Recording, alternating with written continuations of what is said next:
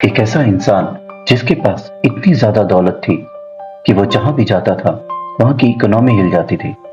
ना कोई बैंक, ना कोई स्टॉक मार्केट, फिर भी इतना अमीर कि आज के एलॉन मस्क और जेफ बेजोस भी उसके सामने कुछ नहीं। दुनिया में अगर आज तक के हुए 5 सबसे अमीर तरीन लोगों की लिस्ट बनाई जाए तो इनमें पहला नाम ऑगस्टस सीजर का आएगा, जिसके पास लगभग $5 ट्रिलियन था, जो इसे इस लिस्ट का सबसे अमीर इंसान बनाता है। इसके बाद दूसरे नंबर पे नाम आता है रॉथस्चाइल्ड फैमिली का, जो कि लगभग $2 ट्रिलियन के मालिक थे।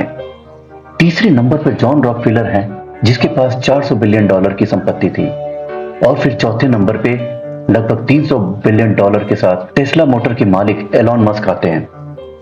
और फिर पांचवें स्थान पे इनमें से सबसे गरीब अमेजॉन के मालिक जेफ बेजोस $200 बिलियन के साथ लिस्ट में सबसे आखिरी में आते हैं। जब बात बिलियन और ट्रिलियन डॉलर्स की हो रही है तो आइए जान लेते हैं कि जेफ बेजोस के $200 बिलियन कितनी बड़ी रकम है, जो कि इस लिस्ट में सबसे गरीब है। एक 5 लाख पर मंथ कमाने वाले इंसान को ये पैसा कमाने में 30 लाख साल लगेंगे। जी हाँ, आपने सही सुना, जबकि मानव सभ्यता ही 10,000 साल पुरानी है। दुनिया के 20 से ज्यादा कंट्रीज के जीडीपी को खरीद सकते हैं। दुबई जैसे 10 हाईटेक सिटी बनाया जा सकता है। अगर $100 के नोट्स को एक दूसरे के ऊपर रख दिया जाए तो उनकी ऊंचाई लगभग 136 किलोमीटर होगी, जो कि स्पेस की बाउंड्री लाइन से भी ज्यादा है। इतने पैसे में 3,200 टन गोल्ड खरीदा जा सकता है, जो कि हैरत अंगेज तौर पर 40 ब्लू व्हेल से भी ज्यादा है। पर इन सभी के पैसे की एक लिमिटेशन है और उनके खोने का डर भी है।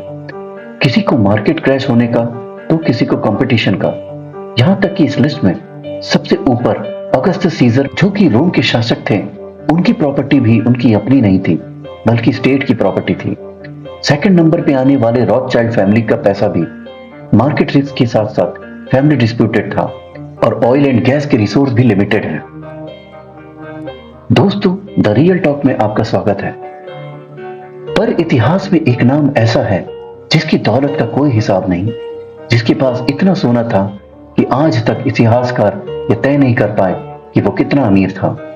आज हम जानेंगे इतिहास के सबसे अमीर इंसान मंसा मूसा की पूरी कहानी। 13वीं सदी में यूरोप अंधकार से गुजर रहा था। वहीं अफ्रीका में एक साम्राज्य था जो चमक रहा था, माली साम्राज्य। आज माली सेनेगल, गिनी और घाना तक फैला हुआ है। दुनिया का सबसे बड़ा गोल्ड और नमक का प्रोड्यूसर। सोना और नमक उस समय की सबसे कीमती चीजें हुआ करती थी, बल्कि कहीं कहीं पे तो नमक सोने से भी ज्यादा महंगा था। और इस पूरे साम्राज्य का मालिक था मंसा मूसा। मंसा मूसा का जन्म 1280 में पश्चिम अफ्रीका के माली में हुआ था। उनका शासनकाल 1312 से 1337 ईस्वी तक था। बचपन से ही बुद्धिमान और धार्मिक मूसा सिर्फ अमीर नहीं था, वो पढ़ा लिखा, समझदार और दूरदर्शी शासक था। पिछले राजा अबू बकर द्वितीय के बाद माली की सत्ता मूसा को मिली। दुनिया का सबसे अमीर साम्राज्य माली। माली साम्राज्य के पास दुनिया का 50% से ज्यादा सोना था। बैम्बक, बरे और गैलन जैसे दुनिया की सबसे रिच गोल्ड माइंस और नमक का विशाल भंडार था। उस दौर में सोना मतलब की शक्ति और नमक मतलब की जीवन था, और दोनों पर नियंत्रण यानी कि अपार दौलत का भंडार, जो कि मंसा मूसा के पास था।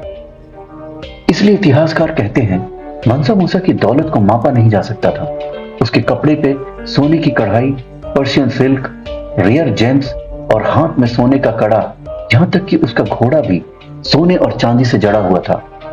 मंसा मूसा वेल्थ छुपाता नहीं था बल्कि उसे डिस्प्ले करता था। इसके बारे में एक कहानी बहुत प्रचलित है कि एक बार मंसा मूसा अपने 60,000 लोगों, 12,000 नौकर और लगभग 100 ऊंट से ज्यादा, जिसपे 150 किलो सोना लदा हुआ था, लेकर हज की यात्रा पे निकला था। कहा जाता है कि जहां जहां से वो गुजरा पूरे रास्ते लोगों में सोना बांटता गया, मस्जिदें बनवाई, गरीबों की मदद की। जब मूसा मिस्र पहुंचा तो उसने हजारों किलो सोना लोगों में दान कर दिया। आम लोगों के साथ साथ वहां के अमीर तरीन लोगों को भी इतना सोना दिया कि वो भी हैरान रह गए। सोने की कीमत गिर गई, महंगाई बढ़ गई, व्यापार टूट गया, इन्फ्लेशन बढ़ गया और मिस्र की इकोनॉमी बिगड़ गई, जिसे नॉर्मल होने में अगले 10 से 12 साल लग गए। इतिहास में पहली बार एक इंसान की वजह से ग्लोबल इकोनॉमी प्रभावित हुई। बाद में मूसा को एहसास हुआ तो उसने मिस्र से सोना उधार ले लिया, और वो भी ऊंचे ब्याज दर पर, ताकि डैमेज को कंट्रोल किया जा सके। ये दुनिया की पहली रिकॉर्डेड इकोनॉमिक करेक्शन थी। जहां जहां मूसा रुका, मस्जिदें बनवाई, पूरा खर्च सोने से किया गया।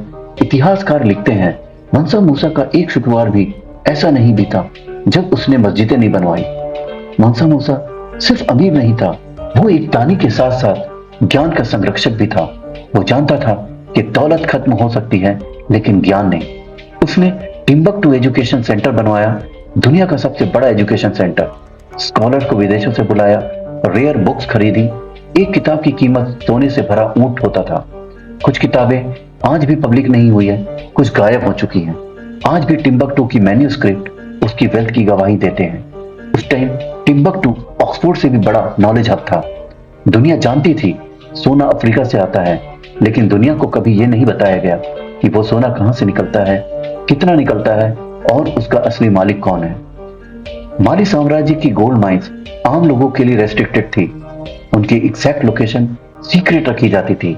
कहा जाता है जो खदान देख ले वो वापस नहीं आता। पर एक बात सोचने वाली है, अगर मंसा मूसा इतना अमीर था तो क्या दुनिया को उसकी पूरी सच्चाई कभी बताई ही नहीं गई? क्या मंसा मूसा को जानबूझकर भुलाया गया? आज मंसा मूसा को क्यों भूल गए? स्कूल की किताबों में कोई नाम नहीं, कोई मूवी नहीं, कोई ज्यादा डॉक्यूमेंट्री नहीं। ऐसा क्यों? ऐसा इसलिए क्योंकि इतिहास यूरोप ने लिखा, अफ्रीका की कहानियां दबा दी गई। स्कूल में इसका जिक्र नहीं, क्योंकि अगर दुनिया जान जाए कि इतिहास का सबसे अमीर इंसान अफ्रीका से था तो यूरोपियन इतिहास को दोबारा लिखना पड़ेगा।